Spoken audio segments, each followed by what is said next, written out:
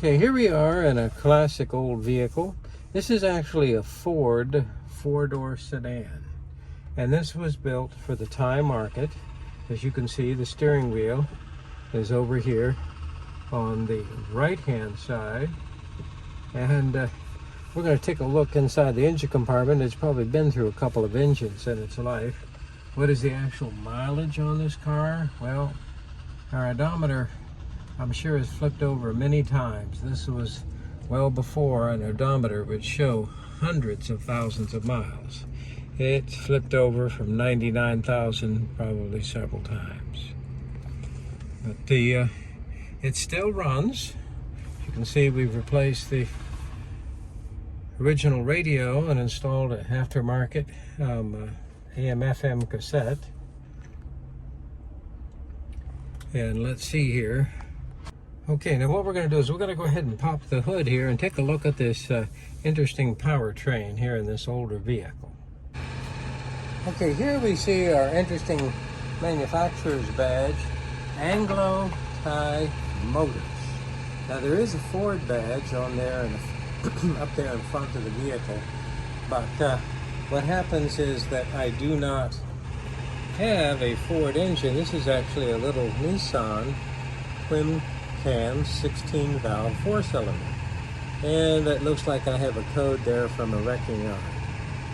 So I'm going to suggest that this is a replacement engine. Now as I look, I do have an AC compressor down here, but I don't believe I have a functional air conditioning within the vehicle. There's my alternator, there's my tensioner idler. Now I do have a water pump, and I do have a power steering pump, but I don't know if you can see it. The outlet hose goes to the inlet hose. So it just has some fluid there that goes around in a circle to keep the pump and bearing lubricated, so I do not have power steering. Now obviously this is the Thai market with right-hand steering, so there's my brake booster, vacuum brake booster, and there's my master cylinder. Now this is interesting looking at this engine. This is the Nissan port fuel injected engine. I have my mass airflow meter throttle body. Here's my air cleaner, normally aspirated, port fuel injected 4-cylinder. I do not believe this is the engine that came with the vehicle. We do have our electronic ignition distributor with the optical pickup. This is the Nissan. The engine starts and runs. The fuel pump, well, it kind of runs continuously with the ignition key. And this vehicle has been worked on many, many times, and it is, let's see, 40 years old. 40 years old. Let's go ahead and take a look at it from the other side. And here we see the air conditioner, receiver, dryer, and the sight glass, and it looks like they have been working on this. Before I say that it's not working, we need to test it to see if it is, because that's one thing about Thailand. It's very uncomfortable to drive without a functional air conditioner. You don't need a heater core, and many vehicles built for the Thai market lack a heater core, but a functional air conditioning is a must. Okay, let's take a look here. We do have a automatic transmission, and of course obviously a battery's been replaced many, many times, and note it still has a hold down. The battery is disconnected just to protect it from being discharged for sitting for long periods of time, and this vehicle does sit for long periods of time. Well, let's go ahead and see if it starts. All right, here we go. Let's go ahead and see if we can start the vehicle. So we are going to go ahead and insert our ignition key.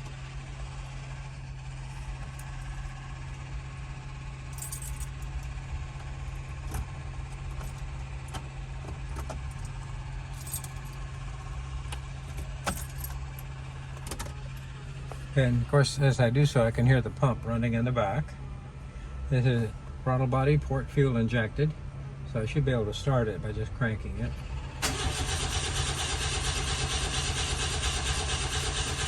And I think sometimes this thing needs a little help. You just let the fuel pump run for a while.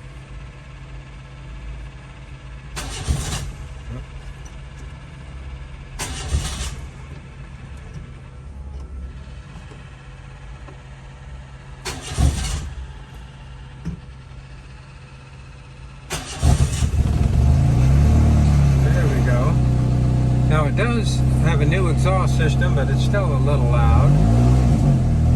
It's better than it was. I do not have power steering. Well, I should say I do not have a power steering pump. I guess I have a power steering rack, but the pump is actually bypassed. Remember, I got to keep power steering fluid in the pump to keep the pump and the bearing lubricated. It's acting as an idler there for the water pump. Alright, well, hey, let's take a look here. Now, remember, this is Thailand, so the temperature is about 85, 90 degrees anyway. So, it doesn't get much colder than that ever. And I've got about half a tank of fuel, at least my oil light and my charging warning indicator is off, so that's good. And let's see, let's feel that brake, see if we have an initial engagement. Yep, there's my reverse, there's my drive. I believe this is just a 3-speed unit with a hydraulic converter. Early Nissan Powertrain, going back into the, I guess I'm going to say early to mid 80s. Now, this vehicle is actually licensed and insured, so, and Thailand does have an inspection, so apparently it's been inspected and passed, so it's legal to drive it on the road. And of course, if I'm driving in Bangkok, Thailand, I want to make sure all my lights work, and it's very important. My turn signals and my brake lights don't seem to all work, though. I'm not quite sure to say about that. Brake feels nice and stiff. I'm not sure whether I really have a vacuum assist or not. The engine does run. Took a little bit to start it, but it hasn't run for a while, so we'll go ahead and just let it run for a little bit and warm it up. But let's move back out into the engine compartment. Alrighty, well, what happens has an exhaust leak. Supposedly that was fixed, but it is awful noisy. The exhaust manifold is up here in the front, and of course the exhaust pipe comes down underneath the engine and works its way back. And of course, we mentioned here's our water pump. This is our power steering pump, which is just acting as a tensioner idler for this belt. We have an AC compressor, but they don't seem to even have air conditioning. But I do see the AC lines, so I got to take that back. I do have air conditioning lines, but may have some type of aftermarket system. I don't see the control for it on the inside. And of course, here we see the alternator, washer bottle. I believe this is a type of coolant reservoir, but in opening the radiator cap, the coolant is very, very rusty. And remember, this is Thailand. You don't have problems with freezing, but I do have problems with corrosion and rust, especially with aluminum head. I'm going to be sensitive to that.